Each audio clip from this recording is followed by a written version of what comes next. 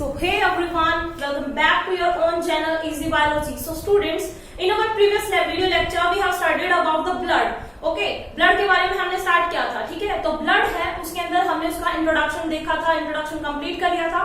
Blood के components है वो हम पढ़ने लग रहे थे कि ब्लड के अंदर कौन कौन से कंपोनेंट्स है वो होते हैं। तो हमने उसमें जो प्लाज्मा है उसको प्लाज्मा एंड आरबीसीज उनको कंप्लीट कर लिया था, ठीक है। प्लाज्मा के अंदर हमने देखा था कि ये 90% है, इसके अंदर क्या होता है, वाटर होता है, एंड 10% इसके अंदर डिसोल्व्ड जो है साल्ट्स होते हैं, प्रोटीन्स होते हैं, एंड कुछ एंजाइम्स होते हैं, हार्मोन्स होते हैं। ये सारी चीजें हमने देखी थी प्लाज्मा के अंदर, ठीक है। फिर हमने आरबीसीज है उनके अंदर भी देखा था कि आरबीसीज है वो रेड कलर्ड होती है। तो रेड कलर किस वजह से होती है, वो क्योंकि उनके अंदर हीमोग्लोबिन होता है। ये सारी चीजें हमने कवर अप कर ली थी, ठीक है। तो एक चीज और अभी मैं आपको यहाँ पे बताना चाहूंगी, अगर यहाँ पे आरबीसीज है, आरबीसीज के अंदर हमें पता है हीमोग्लोबिन है, वही वो मिलता है, ठीक है। ये हीमोग्लोबिन है वो मिलता है। तो हीमोग्लोबिन है उसके अगर नंबर कम हो जाते हैं आरबीसी के अंदर, ठीक है, हीमोग्लोबिन के नंबर हैं वो अगर लेस हो जाते हैं और रिड्यूस हो जाते हैं तो वहां पे एक डिजीज होती है, उस डिजीज का नाम क्या होता है, एनीमिया, ठीक है। ये एनीमिया डिजीज है, ये किस वजह से होती है, जब हीमोग्लोबिन की अमाउंट है वो कम हो जाती है ब्लड के अंदर, ठीक है। तो एनीमिया डिजीज है वो होती है। दूसरा, आरबीसी के नंबर हम जिस इंस्ट्रूमेंट से मेजर करते हैं उसको क्या बोलते हैं, तो नंबर ऑफ आरबीसी है वो जिस इंस्ट्रूमेंट से हम मेजर करते हैं उसको बोलते हैं हीमोसाइटोमीटर,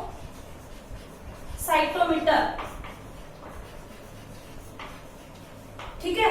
हीमोसाइटोमीटर किसको बोलते हैं, the instrument which is use for the measurement of the number of RBCs. की नंबर ऑफ आरबीसी है उनको मेजर करने के लिए, नंबर ऑफ आरबीसी हमारे ब्लड के अंदर कितनी है तो उनको मेजर करने के लिए क्या करते हैं, ये इंस्ट्रूमेंट यूज करते हैं, हीमोसाइटोमीटर का यूज करते हैं, ठीक है। एक चीज और, अगर आप फॉर एग्जांपल मान लीजिए कि हम ये देखें कि भाई अगर हम हाई एल्टीट्यूड पे जा रहे हैं, ठीक है, हाइट पे जा रहे हैं, तो वहां पे आरबीसीज के नंबर में क्या चेंज होगा। तो अगर आप हाई एल्टीट्यूड पे जाते हैं, हाई एल्टीट्यूड, अगर आप हाई एल्टीट्यूड पे जाते हैं तो आरबीसी के नंबर है वो 30% आरबीसी के नंबर है वो इंक्रीज हो जाते हैं, ठीक है। तो 30% आरबीसी है वो क्या होगी, इंक्रीज होगी, बढ़ जाएंगे। 30% नंबर है जो आरबीसी के वो, ठीक है। अगर आप ड्यूरिंग स्लीप, हम अगर ये देखें कि सोते वक्त हमारी आरबीसीज हैं उनके अंदर क्या चेंज होता है, ड्यूरिंग स्लीप क्या होगा, अगर हम सोए हुए हैं तो उस टाइम हमारी जो आरबीसीज है वो 5% आरबीसीज है वो क्या हो जाती है, 5% आरबीसी रिड्यूस, ठीक है। तो 5% आरबीसी है वो क्या हो जाती है, कम हो जाती है हम जब सोए रहते हैं तब, ठीक है। उसके बाद हम देखते हैं अब डब्ल्यूबीसी और प्लेटलेट्स है उसके बारे में, ठीक है। जो थर्ड और फोर्थ पार्ट है किसका, ब्लड का, ठीक है। तो थर्ड पार्ट कौन सा है हमारे पास, डब्ल्यूबीसी। देखिए अब डब्ल्यूबीसीज है उनको बोलते क्या है, व्हाइट ब्लड सेल्स,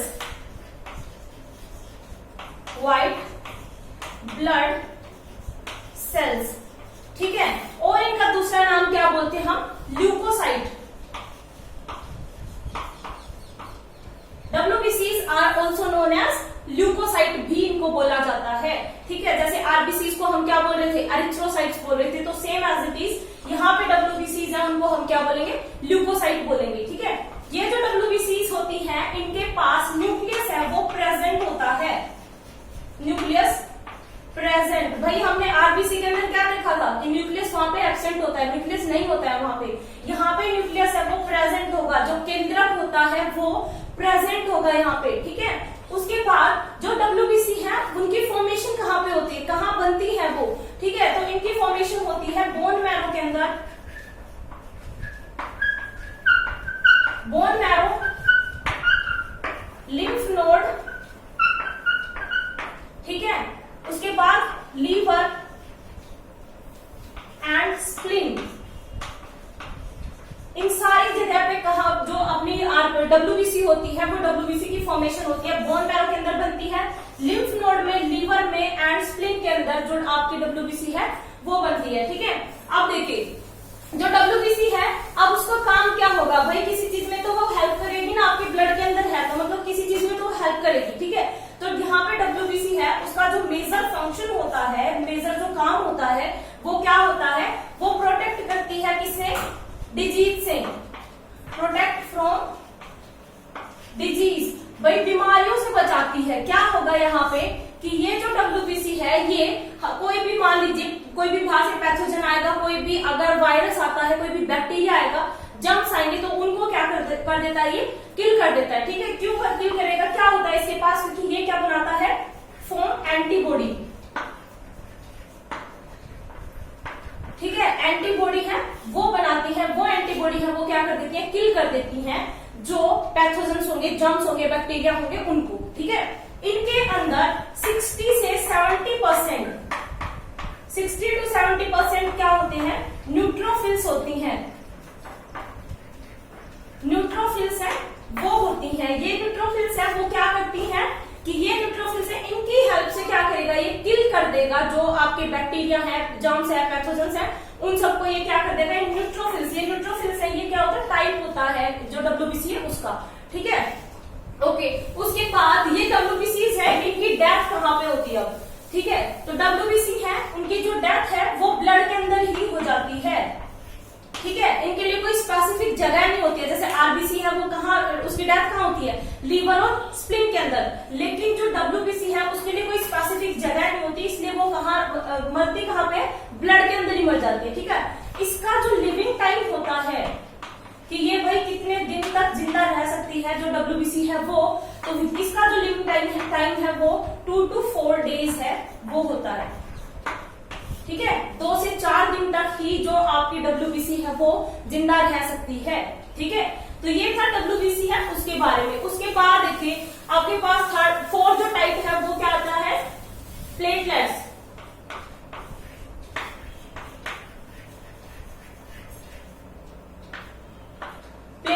प्लेटलेट्स हैं उनको हम क्या बोलते हैं, थ्रोम्बोसाइट्स होती हैं ये,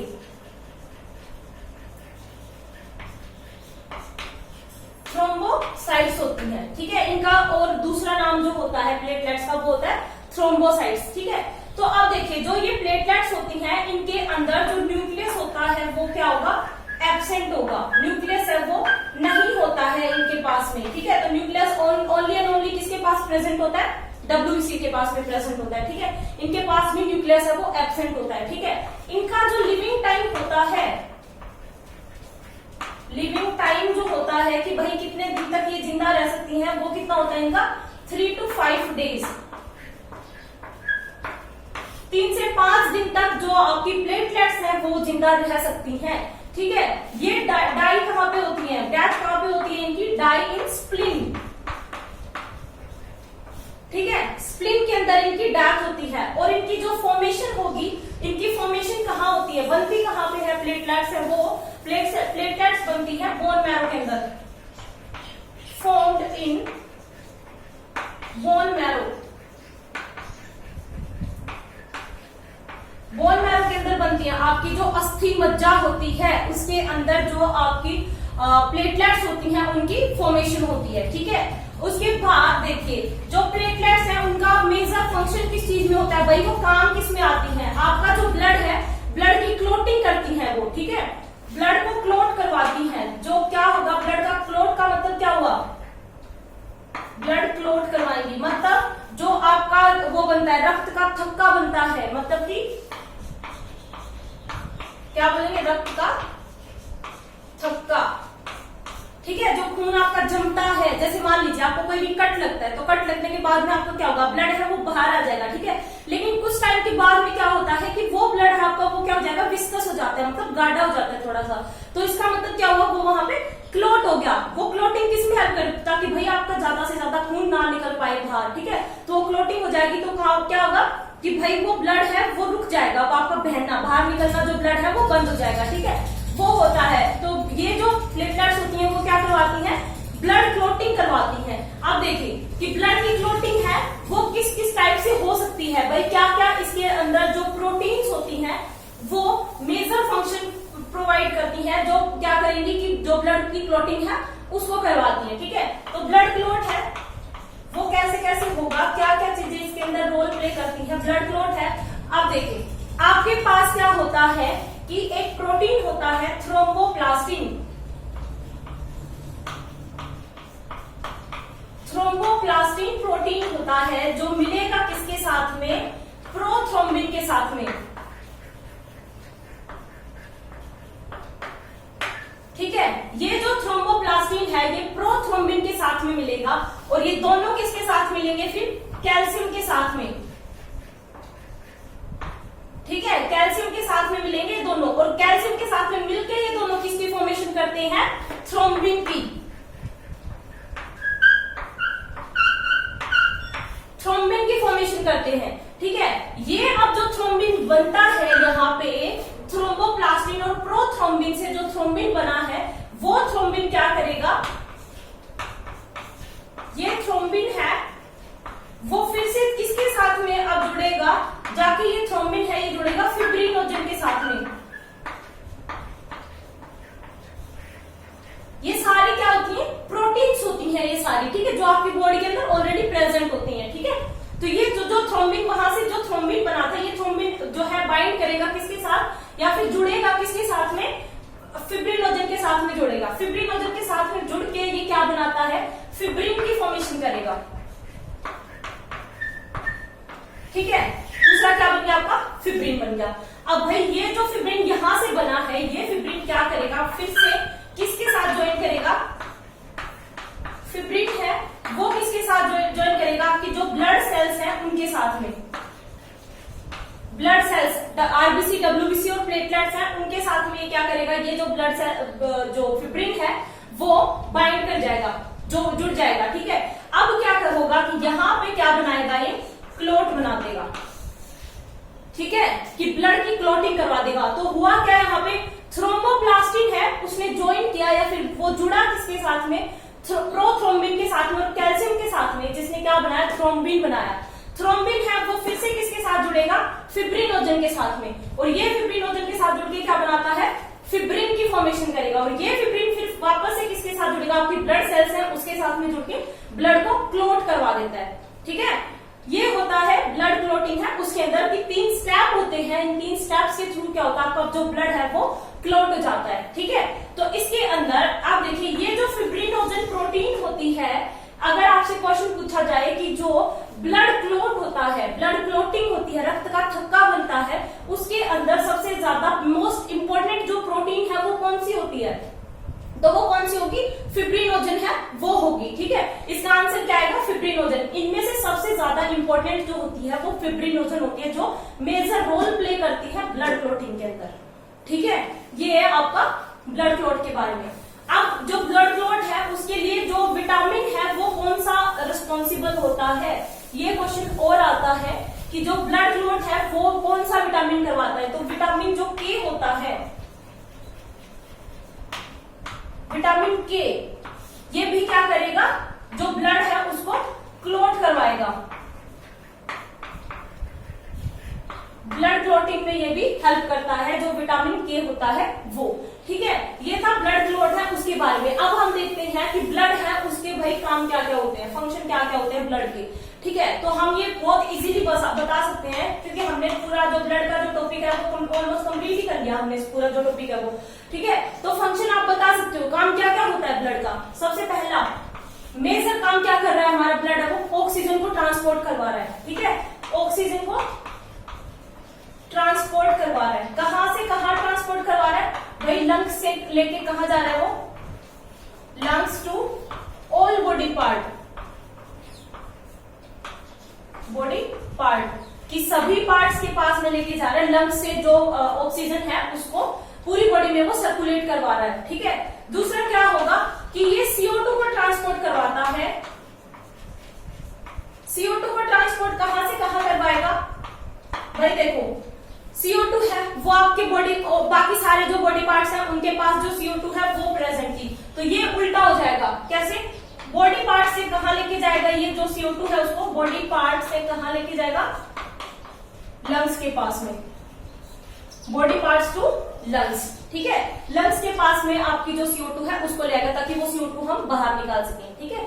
उसके बाद देखिए कि ये जो ब्लड है अब और किसमें हेल्प कर रहा है, बीमारियों से लड़ने में भी हेल्प कर रहा है ना, तो डिजीज से भी प्रोटेक्शन दे रहा है, प्रोटेक्ट फ्रॉम डिजीज, भाई बीमारियों से भी हमें क्या कर रहा है, बचा रहा है ये, ठीक है। उसके बाद अगर फोर्थ टाइप देखें, फोर्थ फंक्शन देखें इसका, तो और क्या होगा कि ब्लड है उसको क्लॉट भी करवा रहा है।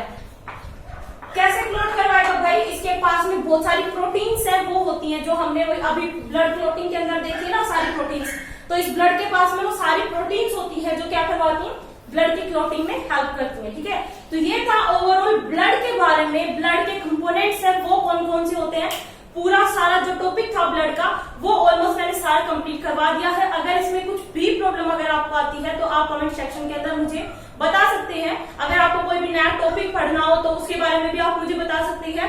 एंड दूसरा, आप जो है ये जो सेकंड पार्ट है आपका ये वाला, ठीक है, तो आप जो फर्स्ट पार्ट मैंने जो इंट्रोडक्शन ऑफ द ब्लड है वो बताया था, आरबीसी बताया था और प्लाज्मा बताया था, तो उसको आप पार्ट फर्स्ट के अंदर देख सकती हैं, ठीक है। जो डिस्क्रिप्शन में आपको लिंक मिल जाएगा उसका, तो आप वहां से उसको देख सकते हैं, ठीक है। तो अगर आपको कोई भी प्रॉब्लम आती है तो मुझे बताइए कमेंट सेक्शन के अंदर, मैं उसको और इम्प्रूव करूंगी।